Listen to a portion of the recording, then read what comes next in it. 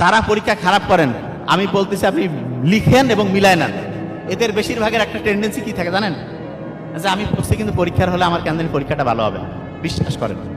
আর যারা পরীক্ষা ভালো দেয় তারা পড়াশোনা যেরকমই করুক তার একটা এই চিন্তা ভাবনা থাকে যে আমি পরীক্ষায় ইনশাল্লাহ যেটা আসবে মোটামুটি ভালো বলতে পারবো, রেজাল্ট ভালো হবে। আপনি বলতে পারেন যে এটা কীভাবে মিলান, 100% মিলবে। হার্ভার্ড বিজনেস স্কুলে এগুলো নিয়ে গবেষণা হয়েছে যে কোন স্টুডেন্টটা পরীক্ষায় রেজাল্ট ভালো করে। দুই গ্রুপের সেম স্টুডেন্ট, সব বৈশিষ্ট্য সেম, দুইটা বৈশিষ্ট্য খালি চেঞ্জ করে দিয়েছে। কোন দুইটা?